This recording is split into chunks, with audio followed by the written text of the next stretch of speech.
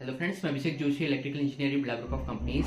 दोस्तों, आज हम लोग बात करेंगे स्टार डेल्टा स्टार्टर के बारे में। आज मैं आपको बताऊंगा कि स्टार डेल्टा स्टार्टर में स्टार से डेल्टा में चेंज ओवर करने के लिए जो टाइमर हम लोग यूज करते हैं, उस टाइमर में आप कितने सेकंड की सेटिंग करेंगे, ये किस बेसिस पर डिसाइड होता है। क्योंकि इंटरव्यू में आपसे ये पूछा जाएगा कि स्टार डेल्टा स्टार्टर में पहले आपकी मोटर स्टार कॉन्फ़िगरेशन में चलती है और कुछ सेकंड बाद वो स्टार से डेल्टा में चेंज ओवर हो जाता है।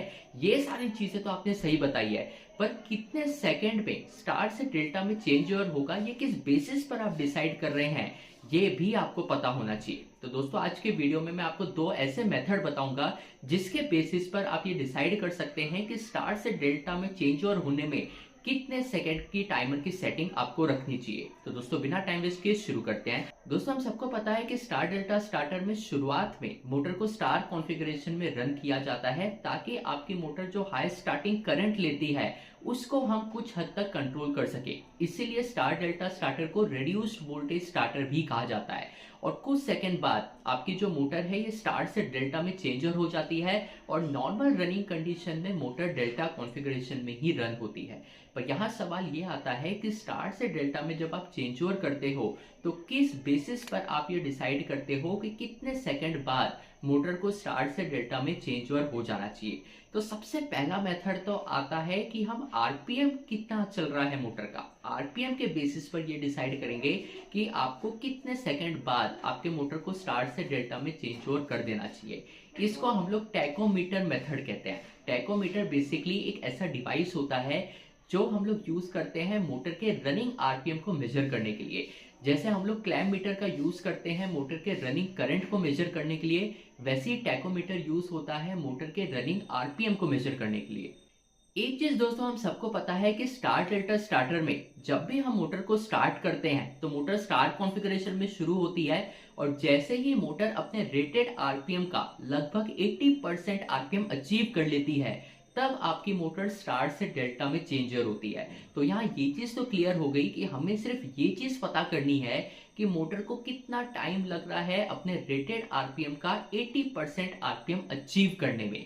मान लीजिए आपकी कोई मोटर है जिसका रेटेड आरपीएम 1500 आरपीएम है, तो 1500 आरपीएम का 80% जितना होता है उतना आरपीएम अचीव करने में मोटर को कितना टाइम लग रहा है, अगर ये चीज आप कैलकुलेट कर पाए तो आप उतने ही टाइम पीरियड की सेटिंग आपके टाइमर में कर सकते हैं कि मोटर को मान लीजिए अपने रेटेड आरपीएम का 80% अचीव करने में 10 सेकंड लग रहे हैं। अगर ये चीज आप कैलकुलेट कर पाए तो आप टाइमर की सेटिंग आराम से 10% पे, मतलब 10 सेकंड पर कर सकते हैं और आपकी मोटर 10 सेकंड में स्टार से डेल्टा में चेंज हो जाएगी। तो जो हमारा पहला मेथड है टैकोमीटर मेथड, उसमें बेसिकली हम लोग यही करते हैं। हम लोग मोटर को स्टार कॉन्फ़िगरेशन में स्टार्ट करते हैं, हमारे पास एक टाइमर रहता है, एक स्टॉप वॉच रहता है, जिसमें हम लोग बेसिकली ये काउंट करेंगे कि मोटर को कितना टाइम लग रहा है अपने रेटेड आरपीएम का 80% अचीव करने में, और उसका 80% कब पहुंचा ये हम टैकोमीटर के हेल्प से पता करेंगे। तो जब आप मोटर को स्टार कॉन्फ़िगरेशन में चालू करेंगे तो टैकोमीटर को आप मोटर के शाफ्ट पर फोकस कर देंगे, जिससे टैकोमीटर ये इजीली सेंस कर पाए कि मोटर का आरपीएम कितना चल रहा है। और आप अपने स्टॉप वॉच को भी चालू कर देंगे जहां से आप टाइम भी कैलकुलेट कर रहे हैं। तो जैसे ही आपकी मोटर चालू होगी मोटर का आरपीएम बढ़ना शुरू होगा। टैकोमीटर में आप ये देख पाएंगे कि मोटर का प्रेजेंट आरपीएम कितना चल रहा है। आपने पहले ही ये कैलकुलेट करके रखा है कि आपके मोटर के रेटेड आरपीएम का 80% कितना होता है।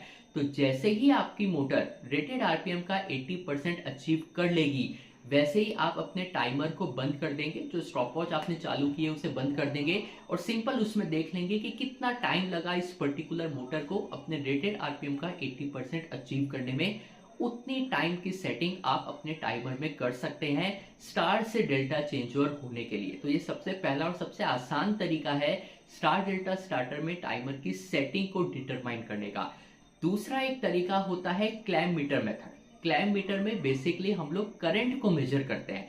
अब करंट को मेजर करने के पीछे का कॉन्सेप्ट ये है कि किसी भी मोटर को जब हम लोग स्टार्ट करते हैं तो मोटर स्टार्टिंग में हाई करंट ड्रॉ करती है, कुछ टाइम पीरियड बाद करंट कम आ जाता है और उसके बाद करंट एक नॉर्मल रेंज में चलने लगता है। आपको सिंपल से यही कैलकुलेट करना है कि मोटर को कितना टाइम लगा शुरुआत में हाई करंट लेकर करंट डाउन होने में और एक स्टेबल रेंज में मोटर को चलने में। उतने टाइम पीरियड को भी अगर आप कैलकुलेट कर पाए तो आप उस हिसाब से भी आपके टाइमर की सेटिंग कर सकते हैं।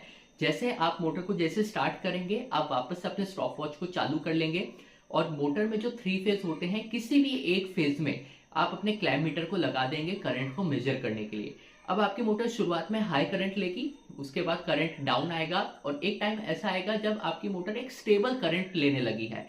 आपको उस समय अपने स्टॉप वॉच को बंद कर देना है और ये देखना है कि कितना टाइम लगा मोटर को ये पूरी साइकिल कंप्लीट करने में, कि शुरुआत में हाई करंट ली, उसके बाद करंट डाउन आया और उसके बाद करंट अब स्टेबल चलने लगा है। जितने टाइम पीरियड पर आपके मोटर का करंट स्टेबल हो जाएगा, उस टाइम पीरियड पे आप अपने स्टॉप वॉच को बंद कर देंगे और जितना भी टाइम आपके स्टॉप वॉच में रिकॉर्ड हुआ है उतना टाइम आप अपने टाइमर की सेटिंग में डाल सकते हैं। इसको हम लोग बोलते हैं क्लैम मीटर मेथड। तो ये दो चीज ध्यान में रखिएगा कि टैकोमीटर मेथड से हम आरपीएम कैलकुलेट करेंगे और उस बेसिस पर डिसाइड करेंगे कि टाइमर की सेटिंग कितनी रखनी है। क्लैम मीटर मेथड में हम करंट चेक करेंगे और उस बेसिस पर डिटरमाइन करेंगे कि आपको टाइमर की सेटिंग कितनी रखनी है।